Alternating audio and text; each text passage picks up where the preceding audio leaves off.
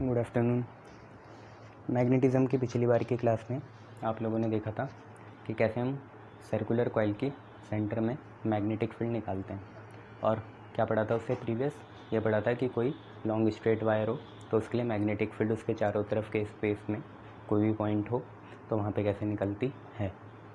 अब हम यहाँ तक पहुँचे थे कि मैग्नेटिक जो फील्ड थी at the centre of a circular coil वो अब क्या आई थी, mu not I upon 2r। ठीक है, mu not I upon 2r। बहुत लोगों को पाई लगाने की आदत होती है, पाई होता नहीं है यहाँ पे, ये ऐसे रहती है म्यू नॉट अपॉन 4 पाई, फिर वो बोलते हैं यहाँ पे 2 पाई आई बाई आर। कैंसिल करो, देखो वही आएगा, पाई से पाई कैंसिल होगा, 2 2 जा 4 तो यही आएगा। पर असली में फार्मूले में पाई नहीं होता। हाँ वो अलग बात है, म्यू नॉट अपॉन 4 पाई की वैल्यू जिनको ऐसे याद है तो वो 10 की पावर -7 लगाते हैं, और जिनको म्यू नॉट की वैल्यू डायरेक्ट याद है 4 पाई इंटू 10 की पावर -7 वो वैसे भी लगा देते हैं। ठीक है, मैं चाहता हूँ यहाँ पे अब आप मैग्नेटिक फील्ड के डायरेक्शन निकाल दें, क्योंकि देखिए जो आपकी सर्कुलर कॉइल थी उसमें करंट या तो क्लॉकवाइज जा सकती है और या तो एंटी क्लॉकवाइज जा सकती है। ठीक है, ऐसे या तो क्लॉकवाइज, या तो करंट कैसे जा सकती है क्लॉकवाइज, और या तो करंट कैसे जा सकती है एंटी क्लॉकवाइज, दोनों चीज़ें हो सकती है। ठीक है, तो कैसे पता करें कि क्या होने वाला है, तो वही हमारा नेक्स्ट टॉपिक है जिसको हम बोलते हैं right hand thumb rule. Right hand thumb rule, या आपने ये भी देखा था इसको हम कॉर्क स्क्रू रूल भी कहते हैं। ठीक है, या तो इसे राइट हैंड थंब रूल बोल लो और या तो इसे कॉर्क स्क्रू रूल बोल लो। क्या चीज़ होती है राइट हैंड थंब रूल या कॉर्क स्क्रू रूल? अगर आप लोगों को समझना है तो कैसे समझेंगे? राइट हैंड थंब रूल या कॉर्क स्क्रू रूल होता क्या है? ठीक है, जस्ट अ मिनट। चलिए, तो कैसे समझेंगे? सिंपल सी बात है, ये मेरा राइट हैंड है और आपने इस चार जो उंगली है उसके कर्वेचर को ऐसे करना है। ठीक है, ऐसे या ऐसे। ठीक है, इसे कर्ल करना है, कर्वेचर में लाना है। ठीक है, तो एक तो ऊपर थंब आया, या आप ऐसे भी कर सकते हो तो नीचे आया। तो ध्यान से देखो, आपकी साइड से जब मैं ऐसे कर रहा हूँ, ऐसे या ऐसे कर रहा हूँ ऐसे, तो ये कौन सी डायरेक्शन होगी? मैं ऐसे घुमा रहा हूँ तो आपके लिए कौन सी हो गई ये देख लेना। तब ऊपर है, ये वाली कौन सी डायरेक्शन है? यूं से यूं जा रहे हैं, समझ में आया? ऊपर तो यूं, नीचे तो यूं। ठीक है, ऊपर तो कर्वेचर ऐसे है और नीचे तो कर्वेचर इधर की साइड है। ऊपर तो ऐसे, नीचे तो ऐसे। ठीक है, तो ऊपर था तो ऐसे था, अब ये देखो। ठीक है, और नीचे है ऐसे तो ऐसे चलेगा। तो आपको समझ में आ गया होगा कि राइट हैंड थंब रूल कहना क्या चाहता है। मान लीजिए ये हमने, ठीक है, एक हाथ बनाया। ठीक है, देख लेना उंगलियों का कर्वेचर कैसे होगा। और इसमें थंब ऊपर की तरफ है, थंब ऊपर की तरफ है, और एक बार हमने हाथ को नीचे की साइड बनाया। ठीक है, तो हैंड आपका नीचे की साइड है, तो थंब भी नीचे की साइड होगा, है ना। थंब की डायरेक्शन एक बार क्या आ गई, नीचे आ गई, और एक बार कहाँ है, ऊपर है। ठीक है, यहाँ से आपको क्या पता चला कि जब भी थंब ऊपर की साइड होगा, है ना, मतलब जो आपकी करंट है वो ऊपर की साइड है, तो चारों तरफ जो सर्कुलर एनक्लोजर बनेगा वो मैग्नेटिक फील्ड को दिखाएगा। ठीक है, ये जो सर्कुलर एनक्लोजर है ये मैग्नेटिक फील्ड को दिखाएगा। क्लियर है? और मैग्नेटिक फील्ड इस टाइम एंटी क्लॉक वाइज हो जाएगी। इसका मतलब ऐसे चलेगी, घड़ी से उल्टा। घड़ी ऐसे चलती है तो ये एंटी क्लॉकवाइज चलेगी। और जब करंट डाउनवर्ड होगी नीचे की साइड, तो आपका जो सर्कुलर कर्वेचर है मैग्नेटिक फील्ड का वो आपका क्लॉकवाइज चलेगा। इसका मतलब क्लॉक कैसे चलती है? ऐसे, एरो इसकी साइड, फिर एरो इधर की साइड। क्लियर है? ये वाला जा रहा है आपका ऐसे और ये वाला जा रहा है ऐसे। ठीक है, तो एक है आपका क्लॉकवाइज, डाउन वाला आपका क्लॉकवाइज है और अप वाला आपका एंटी क्लॉकवाइज है। आप इसे उल्टा भी यूज़ कर सकते हैं। मान लो करंट अगर आपकी एंटी क्लॉकवाइज चल रही है, जैसे यहाँ पे चल रही है करंट एंटी क्लॉकवाइज, तो आपकी मैग्नेटिक फील्ड डाउनवर्ड होगी। और अगर आपका करंट जो है वो क्लॉकवाइज चल रहा है तो इसमें मैग्नेटिक फील्ड कैसी हो जाएगी, करंट आपका अगर क्लॉकवाइज है तो मैग्नेटिक फील्ड डाउनवर्ड हो जाएगी, और जब आपका करंट कैसा है एंटी क्लॉकवाइज तो मैग्नेटिक फील्ड अपवर्ड हो जाएगी। दोनों तरीके से हम इसे यूज़ करते हैं। चाहे ऐसे दिखा दो कि हाथ का कर्वेचर अगर एंटी क्लॉकवाइज है तो करंट ऊपर हो जाएगी, और अगर हाथ का कर्वेचर जो है क्लॉकवाइज है तो नीचे को आएगी। या उसका उल्टा, अगर हाथ का कर्वेचर क्लॉकवाइज है और यहाँ पे क्लॉकवाइज हमारा करंट को डिनोट कर रहा है तो मैग्नेटिक फील्ड जाएगी ऊपर की तरफ। और अगर हाथ का कर्वेचर कैसा है, शायद मैंने उल्टा बोल दिया, हाथ का कर्वेचर अगर क्लॉकवाइज है और इसको क्लॉकवाइज को करंट डिनोट कर रहा है या क्लॉकवाइज से हम करंट को डिनोट कर रहे हैं तो मैग्नेटिक फील्ड नीचे की तरफ जाएगी। और अगर हाथ का कर्वेचर कैसा है एंटी क्लॉकवाइज है और हाथ का कर्वेचर आज करंट के डायरेक्शन को डिनोट कर रहा है तो एंटी क्लॉकवाइज अगर करंट होगी तो मैग्नेटिक फील्ड ऊपर जाएगी, और अगर क्लॉकवाइज करंट होगी तो मैग्नेटिक फील्ड डाउनवर्ड जाएगी। क्लियर? तो जैसे आज करंट है, करंट देखो क्लॉकवाइज है और यहाँ पे क्या है एंटी क्लॉकवाइज। तो अगर करंट खुद क्लॉकवाइज हो गई, आज थंब से नहीं दिखा रहे करंट को, आज हम कर्वेचर से दिखा रहे हैं, तो अगर करंट खुद क्लॉकवाइज हो गई, इसका उल्टा है ना, यहाँ पे मैग्नेटिक फील्ड कर्वेचर को दिखा रहा है पर मैं करंट की बात कर रहा हूँ। अगर करंट यहाँ पे क्लॉकवाइज है तो हमारी मैग्नेटिक फील्ड नीचे की तरफ आएगी। ठीक है, तो मैग्नेटिक फील्ड इज़ डाउनवर्ड्स। और यहाँ पे एक चीज़ लगती है जिसे हम बोलते हैं रेडियली, जो आपने पहले भी पढ़ा था, रेडियली। डाउनवर्ड्स को एक और चीज़ बोल लेते हैं इनवर्ड, अंदर की साइड। ठीक है, to the plane of paper, जो आपका प्लेन है वाइट बोर्ड इसके, ठीक है, इसके डाउनवर्ड या अपवर्ड। तो डाउनवर्ड मतलब इनवर्ड हुआ, और जब क्लॉकवाइज की जगह एंटी क्लॉकवाइज होगा ये, तो आपकी अगर करंट एंटी क्लॉकवाइज है तो मैग्नेटिक फील्ड को अपवर्ड जाना पड़ेगा, तो आपकी जो मैग्नेटिक फील्ड है वो आपकी अपवर्ड हो जाएगी। मैग्नेटिक फील्ड आपकी अपवर्ड हो जाएगी। अपवर्ड मतलब क्या है, आउटवर्ड है। ठीक है, इनवर्ड मतलब डाउनवर्ड और अपवर्ड मतलब आउटवर्ड है। क्लियर है? तो ये आपका राइट हैंड थंब रूल था।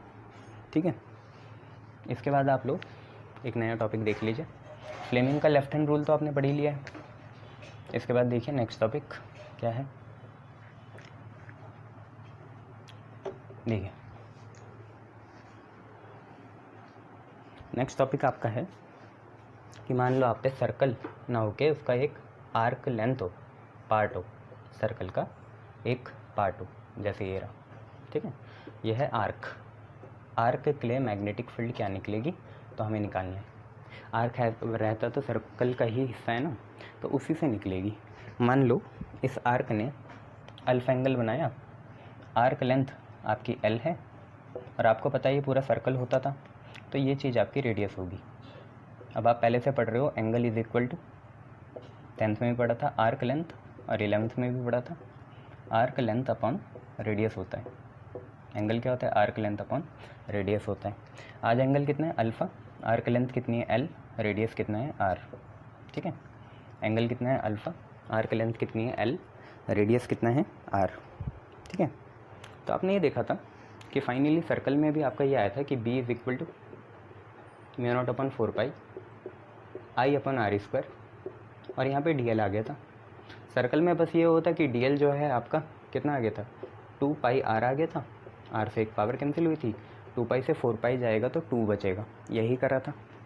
ठीक है, आज देखो यहीं से, क्योंकि ये सर्कल का पार्ट है तो होगा तो ऐसी, सर्कल ऐसे पता नहीं कितने आर्क से बना हो, तो इतना तो सबके लिए वैलिड रहेगा, क्योंकि हम यहीं से करंट एलिमेंट तोड़ेंगे तो, और एल लेंथ तक तोड़ेंगे, सबको मिला के एल लेंथ आनी है। छोटे छोटे करंट एलिमेंट अगर डी एल लेंथ के हुए तो कुल मिला के एल आएगा। तो b is equal to mu not upon 4 pi I by a, current भी सेम, और ए इसका क्या हमने माना था, मेरे हिसाब से आई बाई आर था।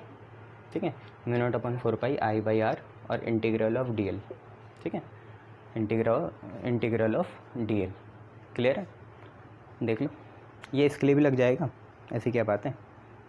Mu naught upon 4 pi I by r integral of d l, l आया था 2 पाई आर, नीचे से आर कटा था तो यहाँ 2 आएगा। Mu not upon 4 pi I by r square integral of d l, d l आज हमारी क्या लेंथ है, तो b is equal to mu not upon 4 pi I by r square, और DL आज हमारी आर्क की लेंथ हो गई। देखो यहीं से कटेंगे ना छोटे छोटे छोटे छोटे, तो मिलके ये क्या बना देंगे, आर्क की लेंथ बना देंगे। वही लिख दिया मैंने। अब एक चीज़ है, आप क्या करो, μ0/4π लिखो, I/r लिखो और L/r लिख लो। दो आर्क है ना, r² था तो एक बार इसके साथ दे दिया, इसके साथ दे दिया, एक बार इसके साथ दे दिया, पर L/r आपका अल्फ़ा होता है, तो b की वैल्यू कितनी आई, μ0/4π I/r इंटू L/r कितना बन गया, अल्फ़ा बन गया, तो μ0/4π I/r इंटू अल्फ़ा। तो अब हमें आर्क लेंथ की भी ज़रूरत नहीं है, हम अल्फ़ा से भी निकाल सकते हैं। ठीक है, ये भी आप लोगों को नोट में याद रखना है।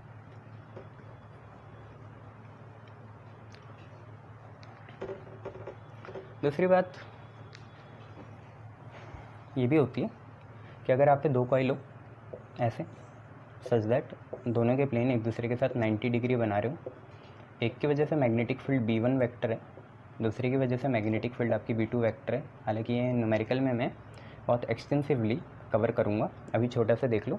तो नेट मैग्नेटिक फील्ड क्या आएगी, क्योंकि मैग्नेटिक फील्ड भी एक वेक्टर क्वांटिटी है, तो अंडर रूट आती वही B1 का स्क्वायर प्लस B2 का square plus 2B1 B2 and cos of the angle between them, इनके बीच का एंगल कितना है, 90 है, तो कॉस 90 आपका 0 हो जाता। क्लियर है।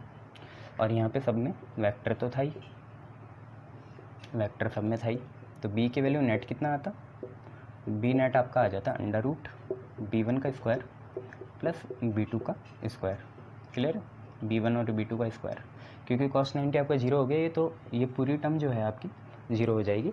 तो b नेट आपका कितना आएगा, अंडर रूट B1 का स्क्वायर प्लस B2 का स्क्वायर। ज़रूरी नहीं है कि हर समय 90 हो, कुछ और एंगल भी हो सकता है, करना तो ऐसे ही है। क्लियर है, शाबाश। अब देखिए नेक्स्ट चीज़, जब आपने ये सारी चीज़ें देख ली तब हम बाइट-सैविट लॉ से एक ऐसी डेरिवेशन करने चाहेंगे जिसका इतिहास ये है कि हर 2 साल में वो एक बार आती है। तो हमें क्या करनी है, magnetic field at the axis of a circular coil, मतलब एक्सिस में कोई पॉइंट होगा, है ना, तो ऐसे भी लिख सकते हो, magnetic field at the point on the axis of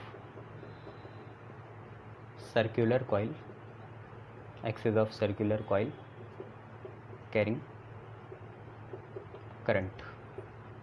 हमें मैग्नेटिक फील्ड निकालनी है, कहाँ, एक सर्कुलर कॉइल होगी, उसकी एक्सिस जो होगी, एक्सियल लाइन जो होगी, उसमें कोई पॉइंट मान लेंगे और उस पॉइंट पे कितनी मैग्नेटिक फील्ड होने वाली है वो हमें निकालना है। क्लियर है, यह है बात मेन। तो हमें मैग्नेटिक फील्ड निकालनी है कहाँ, eight the point on the axis of circular coil carrying current. कैसे निकालेंगे, तो अच्छी डेरिवेशन है, तो डबल वेरिफिकेशन हो गए। आप एक काम करो, आप यहाँ पे क्या कर लो, एक सर्कुलर कॉइल बना लो, जैसे कि मैंने ये बना ली। ठीक है, ये हमारी एक सर्कुलर कॉइल होगी और इसका सेंटर आप O मान लो और यहाँ पे 2 पॉइंट मान लो C और D। इन्हीं 2 पॉइंट पे 2 करंट एलिमेंट मान लो। यहाँ डबल वेरिफिकेशन करेंगे, क्रॉस वेरीफाई करेंगे, तो हमने 2 मान लिए। ये दोनों करंट एलिमेंट है, ये भी IDL होगा और ये भी कितना होगा, IDL होगा। DL इसकी लेंथ होगी। ठीक है, DL का वेक्टर जब आप इंटीग्रेशन करोगे तो आपको पता है 2 पाई इंटू रेडियस आएगा, तो कुछ रेडियस मानना पड़ेगा। तो आज रेडियस को A मान लेते हैं। दोनों का रेडियस कितना मान लिया, A मान लिया। यहाँ से लेकर यहाँ तक दोनों का रेडियस कितना मान लिया, A मान लिया। सेंटर आपका अभी भी कितना है, O है। ठीक है, सेंटर आपका O है, रेडियस आपका A है। 2 आपने करंट एलिमेंट मान लिए, कहाँ पे, C और D पे। I करंट को दिखा लो, I आपका कैसे भी जा रहा है, मैं एंटी क्लॉकवाइज दिखा रहा हूँ, क्लॉकवाइज भी दिखा सकते हैं, ऐसी कोई बात नहीं। और इसके बाद इन्होंने बोला कि एक्सिस बनाओ, तो मैंने ये एक्सिस बना ली और यहाँ पे हमारा ऑब्जर्वेबल पॉइंट आ गया P। क्लियर है, तो अभी तक क्या क्या बातें थी, एक सर्कुलर कॉइल थी, रेडियस ए था, सेंटर ओ था, उसमें current I anti clockwise direction में फ्लो कर रहा है। दो करंट एलिमेंट माने at the point C and D, दोनों की डिस्टेंस सेंटर ओ से, क्योंकि ये सर्कमफेरल पॉइंट है तो कितनी होगी, ए होगी, और ये इसकी एक्सिस लाइन होगी, और इसमें हमने एक पॉइंट मान लिया पी। क्लियर है, शाबाश। अब पी से सेंटर की दूरी आप अपने मन से आर मान लो, ठीक है, आर, ये पी से सेंटर की दूरी आर मान लो, या एक्स भी मान सकते हो, ऐसी कोई दिक्कत नहीं है, कुछ भी मानना है मान लो। चलो एक्स मान लो, कोई बात नहीं। अब आपको पता है क्योंकि करंट एलिमेंट की ऑब्जर्वेबल पॉइंट से जो दूरी होती है वो पोजीशन वेक्टर होता है, इसलिए मैंने एक्स माना इसे, क्योंकि पोजीशन वेक्टर तो आर होता है ना। तो ये जो करंट एलिमेंट है इसकी पी पॉइंट से दूरी जो होगी, ये चीज़, ये पूरी चीज़ कहलाएगी आर, ठीक है। और ऐसे ही ये जो करंट एलिमेंट है इसकी पी पॉइंट जो आपका ऑब्जर्वेबल है उससे दूरी भी कितनी कहलाएगी, आर कहलाएगी। क्लियर है इतनी बातें, शाबाश। अब आप एक चीज़ खुद देखिए, ये एक्सिस वाली लाइन है और ये आपकी कैसी है, ये आपका रेडियस है। एक्सिस वाली लाइन और रेडियस के बीच में कितना एंगल होगा, 90, ये भी 90 और ये भी कितना, 90। देखिए ये एक्सिस वाली लाइन है और ये रेडियस है, दोनों के बीच में कितना एंगल बनेगा, 90। तो अगर ये 90 हुआ ना तो एक हम पे ट्राइंगल बना। एक ट्राइंगल क्या बना, जिसका परपेंडिकुलर ये है, बेस ये पूरा है और हाइपोटेनस ये रहा। परपेंडिकुलर ये है, बेस ये है और हाइपोटेनस वो है। तो अगर आप ध्यान से देखें, परपेंडिकुलर आपका ए है रेडियस और बेस आपका एक्स है। तो अगर आपका हाइपोटेनस जो होना चाहिए, हालांकि वो आर है ना हाइपोटेनस, पर यहाँ से उसकी वैल्यू क्या निकलती, तो अंडर रूट परपेंडिकुलर का स्क्वायर प्लस बेस का स्क्वायर निकलती, मतलब ए स्क्वायर प्लस एक्स स्क्वायर निकलती।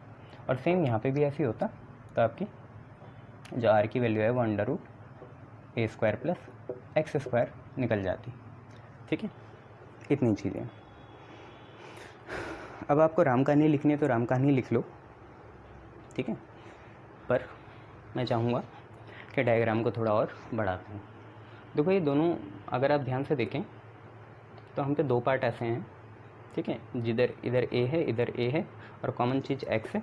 ये चीज़ आपकी आर है, ये भी चीज़ आपकी आर है, r under root a square plus x square है और ये वाला आर भी under root a square plus x square है।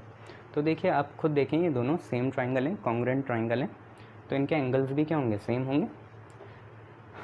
Corresponding part of congruent triangle भी लगा सकते हो आप यहाँ। ये तो angle opposite to equal side are equal, तो मैं अपने मन से दो एंगल बना लेता हूँ, ठीक है। ये भी अल्फ़ा और ये भी कितना, अल्फ़ा। ध्यान से देखना, ये पूरा अल्फ़ा है, यहाँ से लेकर यहाँ तक ये पूरा अल्फ़ा, और यहाँ से लेकर यहाँ तक ये भी पूरा अल्फ़ा। इतना पोर्शन अल्फ़ा, इतना भी पोर्शन कितना, अल्फ़ा। दोनों एंगल कितने हो गए, अल्फ़ा हो गए, ठीक है। ये भी अल्फ़ा और ये भी अल्फ़ा। पूरा डिस्टेंस ये एक्स, ये ए, ये आर, और पाइथागोरस थ्योरम से आर हो गया under root a square plus x square. अब देखिए ये दोनों करंट एलिमेंट इस पी पॉइंट पे छोटी छोटी मैग्नेटिक फील्ड बनाएंगे, तो हम दो मैग्नेटिक फील्ड दिखा देते हैं अपने मन से। ऑब्जर्वेबल पॉइंट पी हो गया, दो मैग्नेटिक फील्ड दिखाओ, ऐसे और ऐसे, और दोनों के लिए एंटी क्लॉकवाइज जा रहा है करंट, तो एंटी क्लॉकवाइज में कहाँ जाता है, अगर करंट एंटी क्लॉकवाइज हो तो मैग्नेटिक फील्ड अपवर्ड जाती है। तो देखो इसके लिए अपवर्ड नीचे की साइड हुआ और उसके लिए अपवर्ड ऊपर की साइड हुआ। ये खुद नीचे है ना, तो इसके लिए अपवर्ड क्या होगा, और ऊपर नहीं, इसके लिए अपवर्ड नीचे की साइड ही होगा। तो हमने दो ये बना लिए, ठीक है। तो इतने सारे डायग्राम है, आप खुद देखो क्या क्या है। सर्कुलर कॉइल है, रेडियस ए है, सेंटर ओ है, करंट एंटी क्लॉकवाइज जा रहा, एक एक्सिस लाइन पे एक पॉइंट मान लिया जिसका नाम कितना था, पी था, और पी के सेंटर से दूरी कितनी है, एक्स है।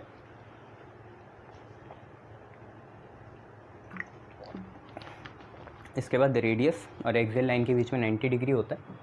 तो हमने क्या करा, पोजीशन वेक्टर बनाए। ये भी एक करंट एलिमेंट है, ये पी पॉइंट ऑब्जर्वेबल, इनके बीच का डिस्टेंस होता है पोजीशन वेक्टर जो आर है, पर हाइपोटेन्यूज भी है वो पाइथागोरस थ्योरम से उसकी value under root a square plus x square हो जाएगी, और यहाँ पे भी under root a square plus x square हो जाएगी। अब CP/CT लगा लो, corresponding part of congruent triangle, या angle opposite to equal sides are equal, तो ये भी अल्फ़ा और ये भी अल्फ़ा। इतनी बातें हमने करी अभी, ठीक है। डायग्राम देख लो ठीक से, आगे बढ़ते हैं फिर। क्लियर?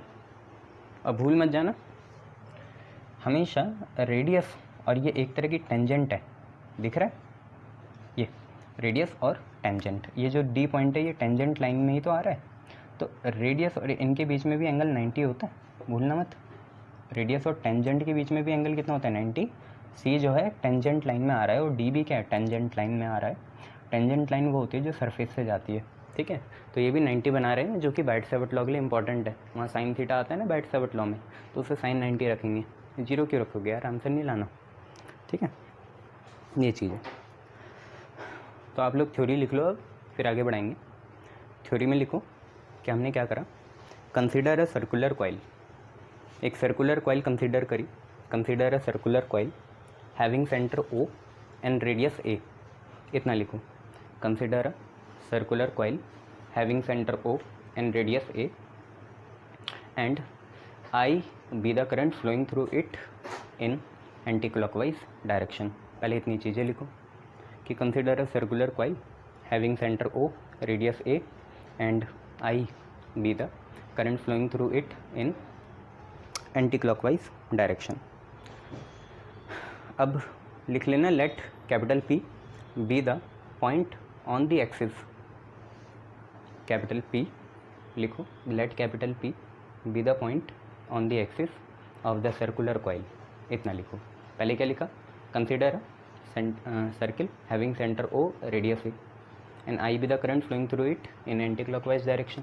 फिर इसके बाद लिखो कि consider a point P on the axis of a circular coil such that OP आपका x है, OP आपका कितना है x है, सच दैट OP आपका कितना है x है। क्लियर है, कितनी चीज़ें लिखो, लिख ली, बहुत बढ़िया। अब OP आपका x हो गया एंड OC और OD ये दोनों चीज़ें आपकी कितनी है A है। पहले इतनी चीज़ें लिखो, ठीक है। OP x है, OC OD कितना है A है, इतना लिखो। चलिए इसके बाद लिखिए now consider two current elements, और करंट एलिमेंट सारे एक जैसे होते हैं, तो now consider two current element at C and D, ठीक है।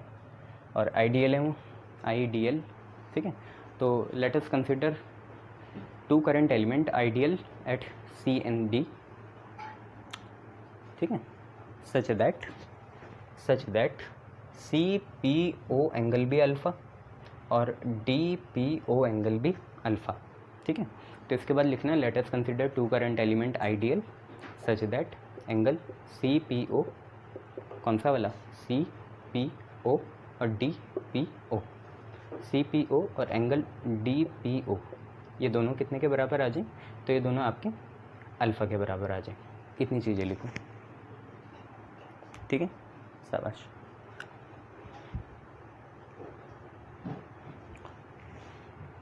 और फिर ऑल्सो ये लिखना कि PD और PC, पहले तो ये चीज़ें लिख लो, PD PC ये दोनों पोजीशन वेक्टर हैं करंट एलिमेंट का, ऑब्जर्वेबल पॉइंट से डिस्टेंस है, और दोनों पाइथागोरस थ्योरम के हिसाब से कितना है √a² + x² I, जिसमें x क्या है P पॉइंट का O से डिस्टेंस है और A क्या है रेडियस है, ठीक है। इतनी चीज़ें लिख लो, क्लियर, शाबाश। अब क्या करते हैं, अब कुछ चीज़ें करते हैं। देखो ये सारी चीज़ें हो गई, अब डायग्राम में आते हैं। देखिए मुझे तो नहीं पता, पर आप लोग एक काम करना, मैथ का यूज़ करके यहाँ अल्फ़ा लिख रहा हूँ और ये भी अल्फ़ा लिख रहा हूँ। आप खुद देखो ये पूरा 180 है, इतना एंगल 90 होगा, तो ये कितना होगा 90 माइनस अल्फ़ा, ये भी कितना होगा 90 माइनस अल्फ़ा, तो अंदर वाले कितने होंगे अल्फ़ा होंगे, ऐसा है।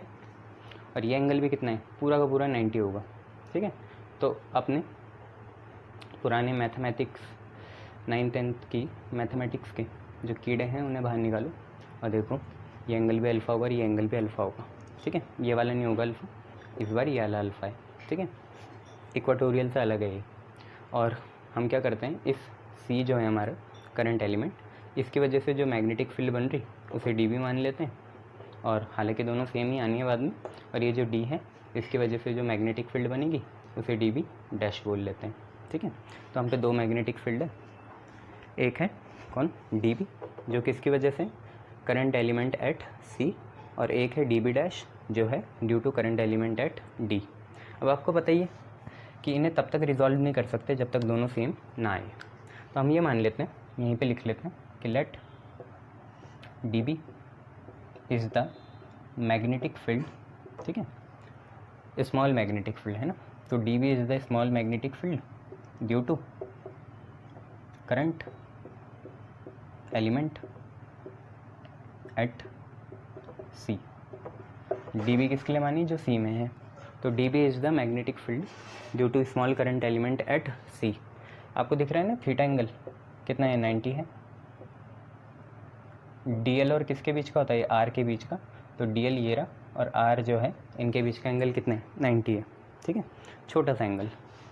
डी एल ऐसे होगा ना थोड़ा और 90 ऐसे होगा, इनके बीच का भी जो छोटा सा एंगल है वो 90 है।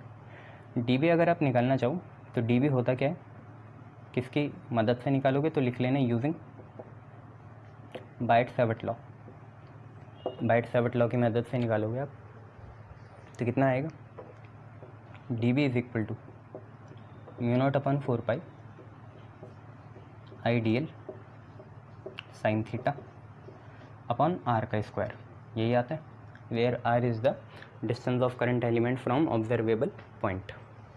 थीटा एंगल 90 है, थीटा एंगल कितना है, 90 है, और आर की वैल्यू आपने अभी देखी, ये जो पी सी था ये under root a square plus x square है, तो आर कितना आया, आर आया आपका under root a square plus x square, और क्योंकि आर का स्क्वायर है तो यहाँ पे भी क्या चलेगा, स्क्वायर चलेगा। क्लियर है इतनी बात है, कितना चलेगा, स्क्वायर चलेगा। इसके बाद सिंपल सी बात है, स्क्वायर से रूट काटना, तो सिर्फ यहाँ पे ये बचेगा ए स्क्वायर प्लस एक्स स्क्वायर बचेगा, जब आप स्क्वायर से रूट काट लोगे और साइन 90 आपका 1 हो गया, तो आपको कुल मिला के ये बच रहा है mu naught upon 4 pi I d L upon A square plus x square, ठीक है, ये है। और इसकी डायरेक्शन आपको पता ही है, अगर आपको नाम देने तो दे दो, इसे एफ़ मान लो, इसे ई मान लो, तो थोड़ा आसान हो जाएगा आप पे। तो डी बी जो है, डी बी किसकी वजह से, सी की वजह से, और किस डायरेक्शन के अलॉन्ग है, तो अलॉन्ग पी एफ है, अलॉन्ग पी एफ। ये एक ऐसी डिसीविंग डायरेक्शन है, असली की तो है नहीं, असली टोटल बताएंगे, ठीक है, तो अलॉन्ग पी एफ है। दोबारा बता दूँ, हमने क्या करा, हमने डी बी जो थी वो स्मॉल मैग्नेटिक फील्ड मान ली due to current element at C, ठीक है, और बाइट-सेवर्ट लॉ लगाए, तो डी बी की वैल्यू होती है mu naught upon 4 pi I d l sine theta by r square, I d l sine theta by r का स्क्वायर। अब थीटा क्योंकि 90 है, चाहे जितना भी छोटा हो, है तो 90, तो साइन 90 1 हो गया, तो गायब हो गया, और नीचे आर का स्क्वायर आएगा, क्योंकि आर आपको पता है कुछ और नहीं है, पी सी है, क्योंकि डी बी के लिए तो पी सी होगा, तो इसका स्क्वायर कर देंगे, तो स्क्वायर से रूट कैंसिल हो जाएगा, तो आपको कुल मिला के आएगा mu naught upon 4 pi I d l a square plus x square, और एक प्रिलिमिनरी हमने डायरेक्शन दे दी क्या, अलॉन्ग पी एफ के अलॉन्ग। ऐसे हम एक और काम करते हैं, डी बी डैश निकाल लेते हैं, तो let d B dash be the magnetic field due to current element at d. हमने मान लिया डी पे जो करंट एलिमेंट है उसकी वजह से मैग्नेटिक फील्ड कितनी बन रही है, डी बी डैश। अब क्रॉस भी बना सकते हो, डी के लिए ये मान सकते हो, उसके लिए ये मान सकते हो, बस ये होगा कि एक इन द पेपर आ रही होगी, एक आउटवर्ड द पेपर जाएगी, ठीक है, perpendicular to the plane of paper, एक बार इनवर्ड एक बार आउटवर्ड, उससे कोई फ़र्क नहीं पड़ता। तो डी बी डैश हमने मैग्नेटिक फील्ड मान ली छोटी सी, किसकी वजह से, जो करंट एलिमेंट डी पे है, ठीक है, तो बाइट-सेवर्ट लॉ लगाएंगे दोबारा, तो डी बी डैश क्या होगा, डी बी डैश होगा म्यू नॉट अपॉन 4 पाई, करंट तो आई है, ये वाला current element D l length का ही है, साथ में साइन थीटा अपॉन आर का स्क्वायर, पर याद रखना माइंडेड, आर इस बार पी डी होगा, पहले क्या था, पी सी था, अब क्या है, पी डी है। थीटा एंगल अभी भी 90 होगा, और आर की वैल्यू अब कितनी है, पी डी है, पर पी डी कितना है, under root a square plus x square, तो इसका हमें क्या करना पड़ेगा, स्क्वायर करना पड़ेगा। क्लियर है इतनी बात है। साइन 90 की वैल्यू कितनी होगी, 1 होगी, और स्क्वायर से रूट कैंसिल हो जाएगा, तो आप पे कुल मिला के ये भी उतना ही आया। तो अलॉन्ग किसका हो गया, पी ई के अलॉन्ग, ये था पी एफ, ये था पी ई। क्लियर है, शाबाश। अब बस इतनी सी बात है कि आपको पता है जब वेक्टर में कोई दो चीज़ें बराबर आ जाती है तो उन्हें रिजॉल्व करा जाता है। जैसे यहाँ पे डी बी और डी बी डैश बराबर आ गए तो उन्हें रिजॉल्व करा जाएगा। तो देखिए रिजॉल्व कैसे कर रहे हैं।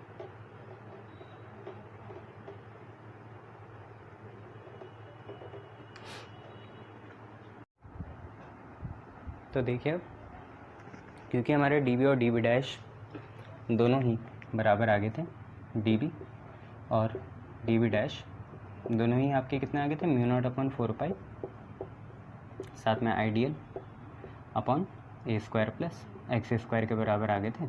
डी बी आपका पी एफ के अलॉन्ग था, डी बी डैश आपका पी ई के अलॉन्ग था। तो अब सिंपल सी बात यह है कि जब दो वेक्टर क्वांटिटी बराबर आ जाती है तो उन्हें रिजॉल्व करा जाता है। क्या करा जाता है? रिजॉल्व। ठीक है, कॉस और साइन कंपोनेंट में या रेक्टेंगुलर और हॉरिजॉन्टल कंपोनेंट में।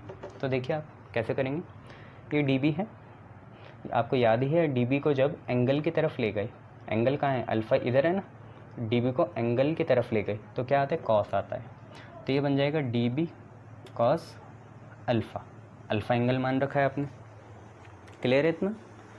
डी बी जो है उसे एंगल की तरफ लेके तो कॉस आता है, और क्योंकि ये एंगल यहाँ है तो साइन को इधर ही बनना पड़ेगा, तभी ये बीच में आ पाएगा डी बी।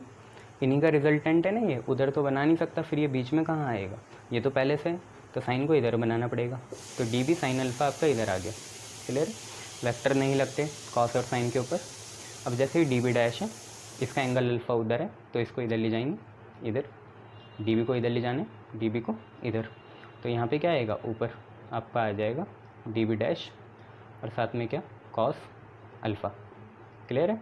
इसका एंगल इधर है, इसका इधर है, और इसका भी ऐसे ही बनेगा जैसे पहले भी बना था इक्वेटोरियल में।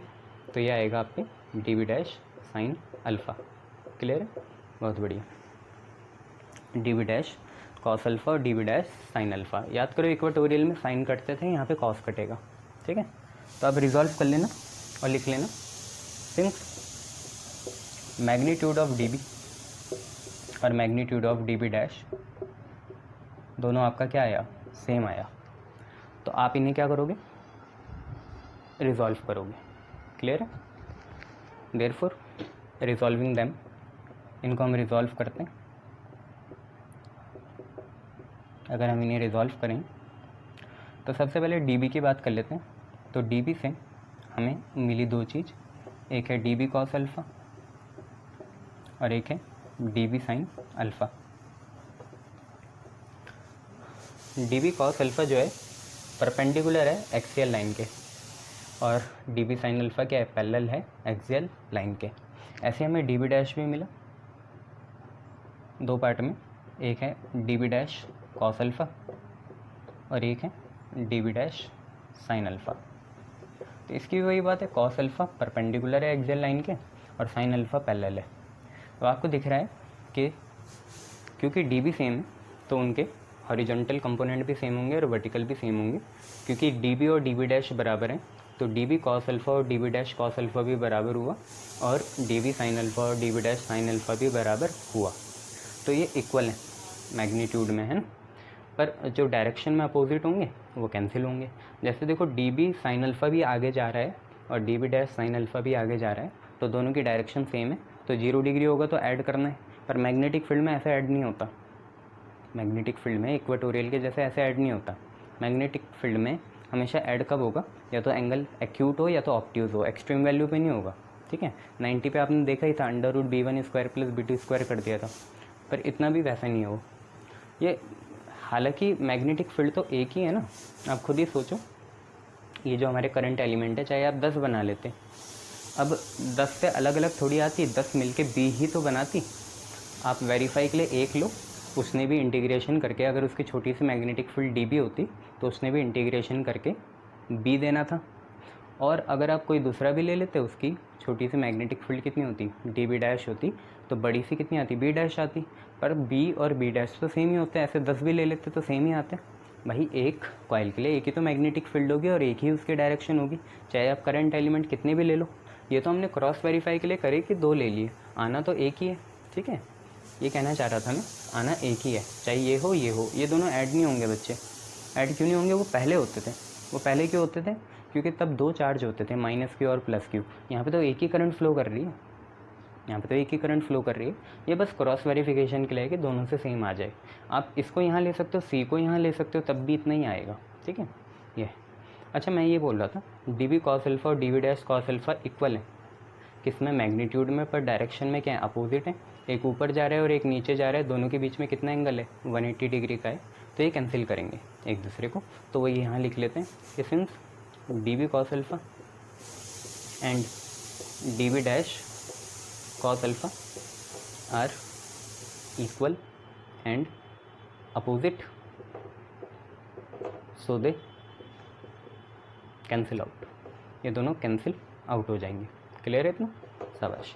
तो अब ये दोनों काम के नहीं रहे, तो काम का सिर्फ कौन से हैं, साइन वाले, डी बी साइन अल्फ़ा या d B dash sine alpha, पर उन्हें ऐड नहीं करना। क्यों बताया तो मैंने अभी, है तो एक ही कॉइल, वो तो वेरिफिकेशन के लिए हैं दो, होगा एक से ही, चाहे आप वो ले लो d B cos alpha, d B sine alpha या d B dash sine alpha ले लो, बात एक ही पड़ेगी। क्लियर है? शाबाश। तो देखो नई चीज़,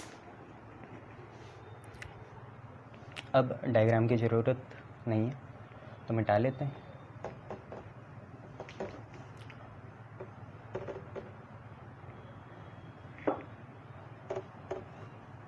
तब हम बात करते हैं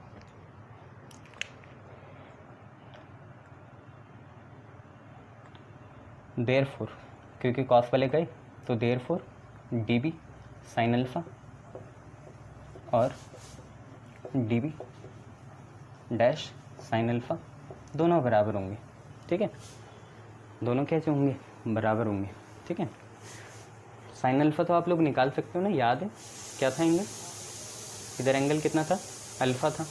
ये चीज़ क्या थी, under root a square plus x square, मतलब कितना, आर था। ये एंगल, ये क्या था, ए था, और ये क्या था, आर था। तो साइन अल्फ़ा तो आप निकाल सकते हो ना यहाँ से, अल्फ़ा के सामने वाला परपेंडिकुलर होगा, ये परपेंडिकुलर है, ये बेस है, ये हाइपोटेन्यूज है। साइन होता है perpendicular by hypotenuse, perpendicular A है, हाइपोटेन्यूज कितनी है, under root a square plus x square है। तो साइन अल्फ़ा तो आपको पता चल गया कितना है, ए upon under root a square plus x square है। क्लियर? शाबाश। तो हम एक काम करते हैं, क्योंकि जब दोनों बराबर हैं तो जो हमारा बी आना चाहिए नेट, वो कैसा आएगा, आपको इंटीग्रेशन करना है या तो डी बी साइन अल्फ़ा का, और या तो आपको इंटीग्रेशन करना है d B dash sine alpha का। मैं एक और बार नहीं बताऊंगा कि हम इन दोनों को ऐड क्यों नहीं कर रहे हैं, ऐड नहीं करना है यहाँ, तो कोई सा भी ले लो आप, है ना। जैसे मैं ये लेता हूँ तो देखिए इंटीग्रेशन बनाया, डी बी की वैल्यू आपको पता है mu not upon 4 pi I d L upon A square plus x square है, इतना पता है ना आप लोगों को।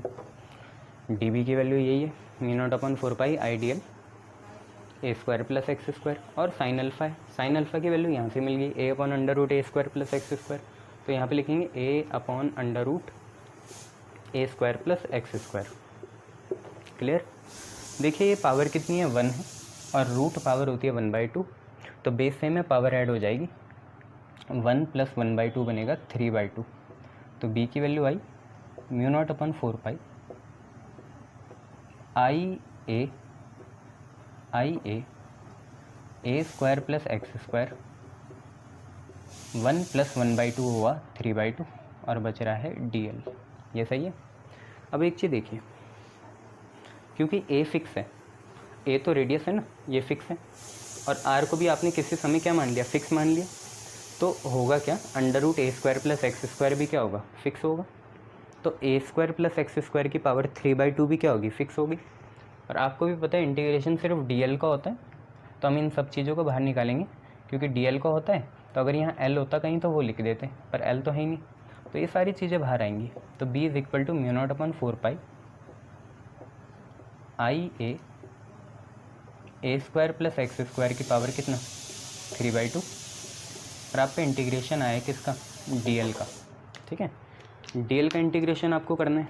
अब आपको पता है सर्कुलर कॉइल थी, ठीक है, सर्कुलर कॉइल थी, और इतना पार्ट आपका dl हो गया, इतना भी पार्ट dl हो गया, इतना भी पार्ट dl हो गया, कुल मिला के कितना आना था, l आना था।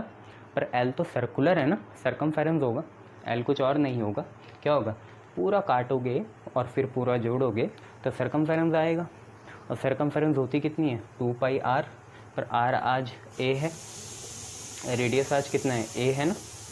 r यहाँ पे वो नहीं है पोजीशन वेक्टर, मैं r मतलब रेडियस की बात कर रहा हूँ। ठीक है, तो डी को काट के आपका इंटीग्रेशन ऑफ डी आपका एल आना चाहिए था, और एल कुछ और नहीं है, सरकमफेरेंस है। और क्योंकि यहाँ रेडियस ए है तो सरकमफेरेंस आपकी होगी 2 पाई ए। तो अगर हम इसे आगे बढ़ाएं तो ये आया μ0/4 फिर आया आई ए, फिर आया a² + x² की पावर कितना 3/2, और dl को इंटीग्रेट करके आपका 2 पाई a आया। तो इस पूरे को लिख लेते हैं। तो देखिए आपकी b की वैल्यू फाइनली कितनी आई, b की वैल्यू आई आपकी, साथ साथ लिखते जाया करो, फिर तुम्हें पता नहीं चलेगा कि क्या चीज़ चल रही है। मैं फिर बोल रहा हूँ, जो बेवकूफ़ है वो जो स्क्रीनशॉट लेके बाद में करेगा, साथ साथ करे करो। तो b की वैल्यू कितनी आई μ0/4 आई, तो पहले 2 पाई आई लिख लेते हैं। 2 पाई आई μ0/4 2 पाई आई, a इंटू ए हुआ a², तो 2 पाई आई a², और नीचे है a² + x² की पावर कितना 3/2। तो मेरा कुल मिला के ये आया, b की वैल्यू आई μ0/4 2 पाई आई a² और कितना a² + x² की पावर 3/2। फाइनली तो ये आई। अब पाई से पाई काट दो और 2 से 2 काट दो तो 2 बचेगा। तो b की वैल्यू आई आपकी μ0, और नीचे कितना बचा 2, तो इसे ऐसे लिख लेते हैं μ0 आई a²/2 और a² + x² की पावर कितना 3/2। तो ये आया, b की वैल्यू आई μ0 आई a² अपन 2 a² + x² की पावर 3/2। ठीक है, ये आई। अब क्वेश्चन ऑफ द आर ये है कि क्या हो ये पी पॉइंट सेंटर में ही आ जाए। क्वेश्चन ऑफ द आर ये है कि कुछ पी पॉइंट था ना आपका एक्सियल लाइन में, जिससे डिस्टेंस कितना था x था। मान लो स्पेशल केसेस में लिखते हैं, स्पेशल केस में कि if point P is at centre, तो क्या चीज़ 0 होगा ये हमें देखना है। पॉइंट P अगर आपका सेंटर में हो जाए तो क्या होगा, तो आप खुद देखिए, ये जब पॉइंट P अंदर आ जाएगा सेंटर की तरफ तो ये x रहेगा ही नहीं, x कितना हो जाएगा 0 हो जाएगा। देखो ये पॉइंट P अगर अंदर ही आ गया सेंटर में तो x की वैल्यू बिल्कुल कितनी हो जाएगी, अंदर आएगा तो 0 हो जाएगी। और ये x की वैल्यू 0 यहाँ पुट कर दो तो देखो क्या आता है, x की वैल्यू 0 डालोगे तो b एट सेंटर आएगा, शायद ये वही आना चाहिए, क्योंकि b की वैल्यू पहले तो सेंटर में कितनी आई थी μ0 आई/2 r आई थी। यहाँ पे r मैं बताते चलूँ रेडियस है, पर यहाँ पे रेडियस कितना है a है, तो इतना आ जाए तो बात बन जाए।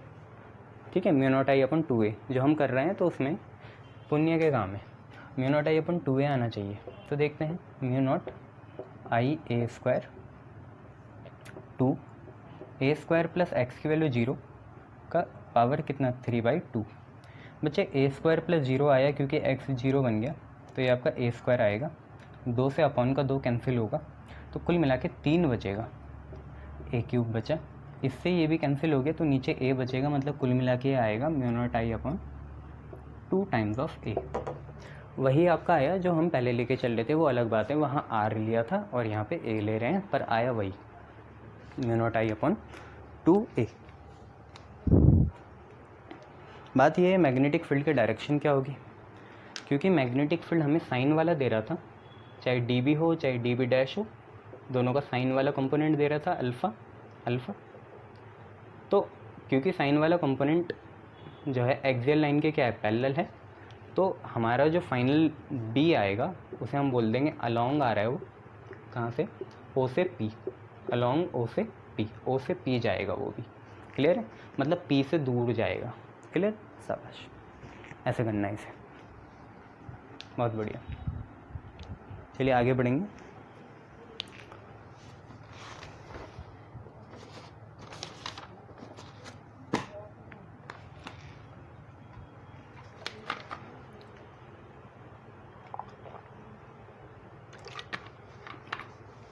आप सबने इलेक्ट्रोमैग्नेट देखा ही है और बचपन में प्रैक्टिकल कराई है। पेंसिल में हम कॉपर की वाइंडिंग करते हैं और उसे बैटरी के टर्मिनल से लगाते हैं, तो वो भी चीज़ों को अट्रैक्ट करता है। ठीक है, पर दुनिया में अगर सही में टेस्टिंग करनी हो तो repulsion is the sure test for magnetism. North north repel करेगा, साउथ साउथ रिपेल करेगा, बट अट्रैक्ट नॉर्थ साउथ होगा और साउथ नॉर्थ जो है वो अट्रैक्ट होगा। अट्रैक्ट तो मटेरियल भी करते हैं, मैग्नेटिक मटेरियल जैसा आयरन हो गया, कॉपर हो गया, पर वो मैग्नेट तो है नहीं। तो मैग्नेट ही एक ऐसी चीज़ है जो रिपेल करती है। मैग्नेटिक मटेरियल हमेशा ही अट्रैक्ट करेंगे, क्लियर है। उनका हमेशा जो इफेक्टिव या टोटल नेचर होगा वो अट्रैक्शन का होगा। तो अगर शॉर्ट टेस्ट हमें देखना है, हमें आइडेंटिफाई करना है कि कोई चीज़ जो है हम पे वो मैग्नेट है या मटेरियल है, मैग्नेटिक मटेरियल है, तो repulsion is the short test, ठीक है। ये बात याद रखें। आपको ये भी पता है कि करंट की वजह से मैग्नेटिज्म बनता है, पर करंट तो 2 डायरेक्शन में फ़्लो कर सकता है, मतलब 2 केसेस में, या तो ऊपर नीचे या तो क्लॉकवाइज एंटी क्लॉकवाइज। क्योंकि हम यहाँ पे सब एटॉमिक लेवल से भी डील कर पाते हैं बहुत बार। तो जो इलेक्ट्रॉन होता है वो या तो स्पिन क्वांटम नंबर उसका +1/2 हो सकता है, क्लॉकवाइज जा सकता है, या एंटी क्लॉकवाइज, या तो -1/2 हो जाएगा। या तो क्लॉकवाइज रोटेट कर सकता है या तो एंटी क्लॉकवाइज कर सकता है। +1/2 -1/2 दोनों में आ सकता है क्लॉक एंटी। पर एक बात समझ लेना, अगर +1/2 क्लॉकवाइज है तो -1/2 एंटी क्लॉकवाइज होगा, या अगर -1/2 क्लॉकवाइज है तो +1/2 एंटी क्लॉकवाइज होगा, ठीक है। तो यहाँ पे 2 पॉसिबिलिटी है कि हमारा करंट या तो क्लॉक फ्लो कर सकता है या एंटी क्लॉक। तो आप लोग घर में एक काम करना, कागज़ लेना। अभी तो मैं आपको नोट में बता रहा हूँ, सिंपल सी बात क्या कि यहाँ पे एक लूप है, करंट का लूप है, जैसे हमने यूनिट 2 में देखा था वैसे ही है करंट का लूप। और ऐसे ही एक लूप यहाँ भी बनाता हूँ, यहाँ पे 2 लूप हैं। अब इसमें क्या है, एक में करंट देखो ऐसे फ्लो कर रहा है, ये ऐसे, एक करंट की डायरेक्शन है। करंट कैसे फ्लो कर रहा है, ये क्लॉकवाइज। और एक में करंट कर रहा है एंटी क्लॉकवाइज फ्लो, ठीक है, ऐसे। ये एंटी क्लॉक है ना, उल्टा है। करंट यहाँ पे एंटी क्लॉकवाइज फ्लो कर रहा है। हमें बताना है क्योंकि करंट घूमने से, लूप बनने से अगर रेवोल्यूशन होता है तो हमारे मैग्नेटिज्म डेवलप होता है। तो किस में कौन सा पोल आएगा, तो आप ऐसे याद रखो। देखो ये मैंने साउथ पोल बनाया और देखो इसके मैंने ऐसे पॉइंटेड एरोज बना लिए। तो आपको दिख रहा है कि ये दोनों सही चल रहे हैं। ये दोनों ऐसे जाएंगे और ये दोनों ऐसे आएंगे, ये दोनों ऐसे जाएंगे और ये दोनों ऐसे आएंगे, तो दोनों सही तो चल रहा है। अब एक बार नॉर्थ पोल देखो, नॉर्थ पोल ऐसे, पर ऐसे मत बनाना, कुछ तो ट्विक्स हम भी करते हैं ना, तो इसे ऐसे बना लेना। नॉर्थ बनाया ऐसे, ये ऐसे नेचुरल फ्लो। तो देखो होगा क्या, ऐसे बना लिया नॉर्थ पोल, तो देखो सॉरी, ये और ये दोनों नीचे जाएंगे और ये दोनों ऊपर आएंगे, ये दोनों नीचे, ये दोनों ऊपर। तो आपको एक पोलैरिटी भी पता चल गई कि कहीं भी करंट अगर क्लॉकवाइज है तो आपको क्या दिखेगा, नॉर्थ पोल दिखेगा, सॉरी साउथ पोल दिखेगा। अगर करंट एंटी क्लॉकवाइज है तो नॉर्थ पोल दिखेगा। मैं ये नहीं बोल रहा कि होगा, मैं बोल रहा हूँ दिखेगा। होगा नहीं, दिखेगा। आप एक पेपर लेना और उसमें एक लूप बना देना और उसकी डायरेक्शन अपने मन से कुछ भी बना लेना। तो जो जिसमें आपने बनाई होगी ना उसको एक बार नीचे से देखना। जैसे एक पेपर है उसमें कुछ बनाया, जैसे ये बना लिया है ना, और इसके एरो बना लिए ऐसे, कोई से भी एक एरो, क्लॉक या एंटी क्लॉकवाइज।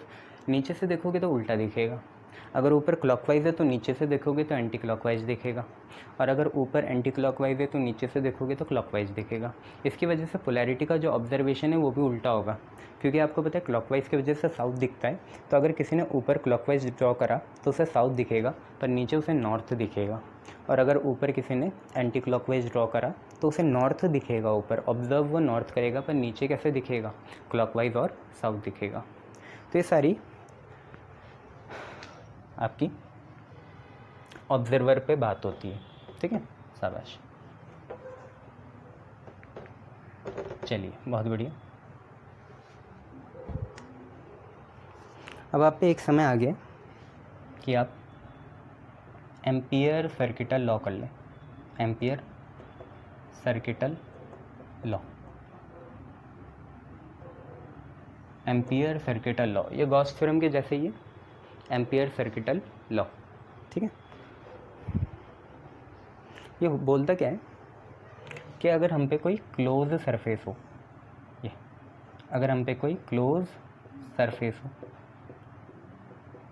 और इस क्लोज सरफेस में मान लो कहीं मैग्नेटिज्म है, ठीक है, और आपको पता है आप करंट एलिमेंट तोड़ते हो छोटे छोटे, पहले छोटी सी मैग्नेटिक फील्ड बनाओगे फिर बड़ी बनाओगे, ऐसे ही आपने यहाँ तोड़ा यहाँ तोड़ा यहाँ तोड़ा यहाँ तोड़ा, छोटे छोटे आपने करंट एलिमेंट तोड़ दिए और आपको छोटी छोटी मैग्नेटिक फील्ड मिली और उनका इंटीग्रेशन करके आपको पूरी मैग्नेटिक फील्ड मिलती है, जो कि बायट-सैवर्ट लॉ ने बताया था। पर एम्पियर सर्किटल लॉ ने क्या बोला कि मान लो ये पूरी, अगर आप इसे काट के खोलो तो ये अगर एल लेंथ का हो, तो एम्पियर सर्किटल लॉ ने ये बोला, क्योंकि हम पे 3 तरह के इंटीग्रेशन होते हैं, एक इंटीग्रेशन होता है समथिंग एफ समथिंग है और डी एल लगा दिया, तो लेंथ के रिस्पेक्ट में कर रहे हैं तो इसे बोलते हैं लाइन इंटीग्रेशन। क्या बोलते हैं? Line integration. अगर हम इसे सरफेस के रिस्पेक्ट में करें तो इसे बोलते हैं सरफेस इंटीग्रेशन, और अगर वॉल्यूम के रिस्पेक्ट में करें तो इसे बोलते हैं वॉल्यूम इंटीग्रेशन। हालांकि आगे जाके वॉल्यूम और सरफेस और लेंथ भी एक दूसरे से कनेक्ट होते हैं, 3 तरह की हम पे यूनिफाइड थ्योरम होती है, ग्रीन-स्टोक्स, ठीक है, तो उनसे। पर अभी इन्होंने ये बोला कि जो मैग्नेटिक फील्ड का हम लाइन इंटीग्रल करेंगे ओवर एनी क्लोज सरफेस, मान लो ये सरफेस एस है, over any close surface s, this will be equal to mu naught times the total current. तो ये वही तो है एम्पियर सर्किटल लॉ, ये गॉस थ्योरम के जैसे है। आपने वहाँ क्या करा था, बी डॉट, वहाँ पे करा था ई डॉट डी एस, वो था आपका surface integral of electric field. B dot d s करा था ना, वो था surface integral of electric field. देखो वहाँ म्यू नॉट की जगह कितना आता है, एप्सिलॉन नॉट आता है, तो एप्सिलॉन नॉट नीचे आएगा, बताऊँगा अभी क्या रिलेशन है दोनों के बीच में। अभी आप इतना देख लो, ये लाइट को जोड़ेगा यहाँ से और करंट की जगह चार्ज आता है तो यहीं से रिलेटेड, ठीक है। म्यू नॉट अगर ऊपर है तो एप्सिलॉन नॉट कहीं नीचे है, तो आया तो ये कि अगर इसमें कोई आई करंट फ्लो कर रहा होगा तो एम्पियर सर्किटल लॉ ये आया कि B dot d l is equal to mu not I. इसे स्टेटमेंट क्या बोलेंगे, तो स्टेटमेंट ये होगा कि the line integral of magnetic field over any close surface is equal to mu naught times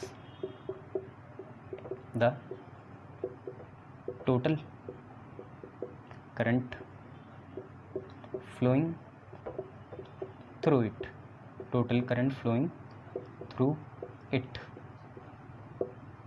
ये इन्होंने कहना चाहा। देखो एम्पियर सर्किटल लॉ में भी एम्पीरियन लूप्स बनते हैं, जैसे वहाँ गॉसियन सरफेस बनती थी, ऐसे ही यहाँ पे इमेजिनरी एम्पीरियन लूप्स बनते हैं, एम्पीरियन लूप्स, ठीक है। और उस पर हम ये लगाते हैं एम्पियर सर्किटल लॉ, जिससे हमें चारों तरफ की मैग्नेटिक फील्ड मिलती है। जैसे कोई स्ट्रेट लाइन है तो उसके लिए एम्पीरियन लूप बनेगा सर्कुलर, ठीक है, ऐसे ऐसे चलता रहता है आगे। सिलेंड्रिकल के लिए भी सर्कुलर ही बनाते हैं, ठीक है, ऐसे ऐसी चीज़ें हैं। तो एम्पियर सर्किटल लॉ बस ये है, बी डॉट डी एल अगर आप खोलोगे तो आपको भी पता है कि मैग्नेटिक फील्ड और लेंथ के बीच में जितना भी एंगल होगा उसे थीटा मान लेंगे, तो ये आगे बढ़ता है तो ये कुछ ऐसा हो जाता है b d l cos theta. और जनरली थीटा को हमें 0 लेना पड़ेगा बहुत से केसेस में, क्योंकि कॉस 0 1 होता है, 90 तो नहीं ले सकते ना सारे केसेस में। तो एम्पियर सर्किटल लॉ ये है। अब है क्या, अब बात ये है कि एक वो बड़ी सी डेरिवेशन करी थी ना, mu not upon 4 pi I by a sine phi 1 plus sine phi 2, वो एम्पियर सर्किटल लॉ से भी निकल सकती है, ठीक है। कैसे निकलेगी तो ज़रा देखो, एम्पिरियन लूप की मदद से निकालेंगे। जनरली बाद में वो mu not I upon 2 pi r आ गया था ना, याद करो। बी की वैल्यू क्या आई थी वहाँ पे, mu not upon 4 pi I by a sine phi 1 plus sine phi 2। Phi angle आपको पता ही होंगे, ऑब्जर्वेबल पॉइंट की एक्स और वाई से दूरी थी, दोनों को 90 मान लो। तो एक स्पेशल केस बताया था, ये भी 90 हो गया और ये भी 90 हो गया, साइन 90 1 होता है तो ये भी 1 हो गया, और ये भी 1 हो गया, 1 + 1 2 होता है, तो एक कुल मिला के 2 हो गया, 2 से 2 कैंसिल हुआ, तो आप पे आता है μ0I/2π a या r, कुछ भी आ जाता है, है ना, a और r रेडियस है। हम यही निकाल लेंगे, पर इतनी लंबी मेहनत नहीं करेंगे, एम्पियर सर्किटल लॉ से निकाल लेंगे ऐसे ईजिली। तो magnetic field intensity due to infinitely long straight current carrying wire, long straight current carrying wire, magnetic field निकालनी है हमें long straight current carrying wire से। अब हम इसे निकालेंगे एम्पियर सर्किटल लॉ की मदद से। किसकी मदद से? एम्पियर सर्किटल लॉ की। तो कैसे निकालेंगे? एक हम वायर कंसिडर कर लेते हैं, यूजिंग ACL लिख लेते हैं, एम्पियर सर्किटल लॉ। अब BSL यूज़ नहीं कर रहे, बायट-सावर्ट लॉ, एम्पियर सर्किटल यूज़ कर रहे हैं। तो यहाँ पे एक वायर हो गई है ना, सीधी बनाते हैं इसे, यहाँ पे सीधी वायर हो गई एक, ये ठीक है। तो राम कहानी लिख लो, क्या है कि consider a infinitely long straight wire carrying current I, इसमें I करंट कैरी हो रखा है ऐसे। अब आपको भी पता है, देखो करंट अगर ऊपर जाएगी तो मैग्नेटिक फील्ड कैसे बनेगी? Anti clockwise. पर वो मैग्नेटिक फील्ड स्क्वायर बनेगी, सिलिंड्रिकल बनेगी, कैसे बनेगी? तो वो एम्पीरियन लूप से पता चलता है। स्ट्रेट वायर के लिए सर्कुलर एम्पीरियन लूप होता है। और करंट अगर ऐसे जा रही है तो कैसे बनेगी? एंटी क्लॉकवाइज बनेगी ऐसे, ठीक है। मैग्नेटिक फील्ड, मान लिया जाए कि इस वायर का ये सेंटर O से डिस्टेंस R है और ये हमारी एम्पीरियन लूप है, सर्कुलर टाइप की, है ना, सर्कुलर एम्पीरियन लूप है, ठीक है। और इसके किसी भी पॉइंट का डिस्टेंस O से R है, यहीं पे हम P मान लेते हैं। और यहीं पे देखो मैग्नेटिक फील्ड ऐसे जाएगी, यूँ फिर यूँ फिर यूँ फिर आगे फिर यूँ फिर यूँ। जब करंट ऐसे जाएगा तो यूँ यूँ यूँ जाएगी, तो मैग्नेटिक फील्ड भी एक तरह से टेंजेंट होगी B। और यहीं पे हम एक छोटा सा करंट एलिमेंट काट देते हैं, यहीं पे काट लो, जैसे वहाँ काटते थे PDS और E वहीं से निकालते थे ना, जैसे वहाँ पे भी नॉर्मल वेक्टर लेते थे ना इलेक्ट्रोस्टैटिक में, वैसी। तो यहाँ पे हमने एक छोटा सा करंट एलिमेंट काट लिया DL। करंट इसमें भी कितना होगा? I ही होगा, ठीक है। अब आप खुद देखो, B and DL are parallel, B और DL क्या है? पैरेलल है ना।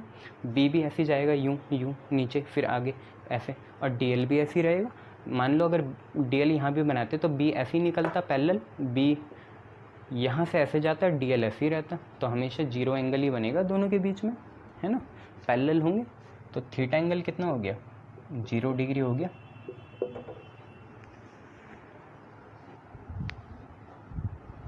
अब अगर थीटा एंगल 0 डिग्री हो गया तो यहाँ पे एम्पियर सर्किटल लॉ यूज़ कर लेते हैं। वो बोलता है line integral of magnetic field बराबर μ0 into total current I।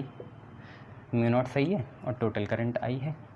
BDL खोलेंगे तो BDL cos थीटा आता है, वेक्टर प्रोडक्ट, ये जो डॉट प्रोडक्ट है इसे खोला तो BDL cos 0 बराबर μ0 I के, ठीक है। और cos 0 आपका 1 हो जाता है, तो आप पे बचेगा BDL इंटू 1 बराबर μ0 I के। देखो B तो यूनिफॉर्म होगा क्योंकि हर जगह करंट सेम ही है, किसी भी पॉइंट में करंट एलिमेंट बनाओगे तो करंट हर जगह सेम है, तो B बाहर आया, DL करना है बराबर कितने के? μ0 I के। आपको भी पता है, देखो इसका DL क्या होगा? हर पार्ट को जोड़ के जो आएगा वो DL हो जाएगा, और हर पार्ट को जोड़ के क्या आएगा? सर्कमफेरेंस आएगा। तो DL का अगर आप इंटीग्रेशन भी करोगे तो आपको पता है सर्कमफेरेंस आएगा, जो कि होगा 2πr। तो DL को लिखा 2πr, तो B इंटू DL को लिखा 2πr, और ये बराबर आ गया μ0 इंटू I के। तो B की वैल्यू यहाँ से कितनी आ गई? μ0 I अपॉन 2πr। वहाँ पे भी यही थी, यहाँ पे भी वही है, तो क्या सीरियली डेरिवेशन कर दें? हाँ, अगर हो गया तो इससे ही कर लेना, नहीं तो अगर स्पेसिफिकली कह रखा है कि उससे करना है तो उसी से करना, ठीक है। शाबाश।